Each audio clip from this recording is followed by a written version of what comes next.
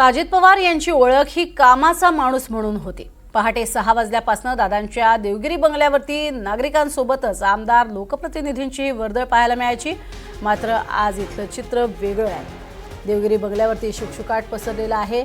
विमान अपघातात दादांचे विश्वासू सहकारी म्हणून ओळख असलेले पोलीस कर्मचारी विदित जाधव यांचाही मृत्यू झाला। त्यामुळे देवगिरीवरील कर्मचारी पोलीस कर्मचाऱ्यांवर दुःखाचा डोंगरच कोसळला। देवगिरी बंगल्याच्या या मार्गावरतीच राजकारणातील धुरंधर कालवश अशा आशयाचे श्रद्धांजलीपर होर्डिंग्जही लावण्यात आलेले आहेत। दरम्यान देवगिरी बंगल्याबाहेरनं आढावा घेतला आमचे प्रतिनिधी प्रांजल कुलकर्णी यांनी। अजित आशाताई अनंतराव पवार, खरं तर या नावातच दरारा होता, रुबाबदारपणा होता, मात्र तेवढंच प्रेम आणि आपुलकी देखील होती। अजितदादा तर उपमुख्यमंत्री होतेच, मात्र यासोबतच त्यांच्याकडे अर्थ खातं हे महत्त्वाचं खातं देखील होतं। यासोबतच दादांची एक वेगळी ओळख ही निर्माण झाली होती। दादा यांची प्रशासनावरती मजबूत पकड होती। यासोबतच कामाचा माणूस म्हणून देखील त्यांची ओळख ही तयार झाली होती।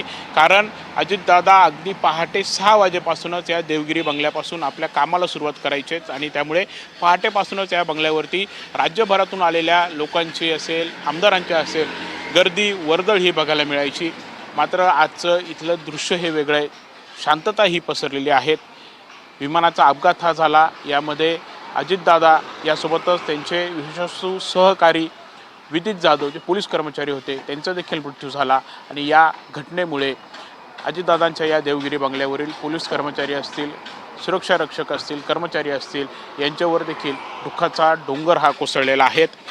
या देवगिरी बंगल्यावरती येणारा जो काही हा रस्ता आहे, देवगिरी बंगल्याचा हा जो काही मार्ग आहे, त्या मार्गावर अनेक होर्डिंग्स देखील आपल्याला बघायला मिळत आहेत आणि त्यातून आपल्या भावना व्यक्त करत श्रद्धांजली देखील वाहण्यात आलेली आहेत।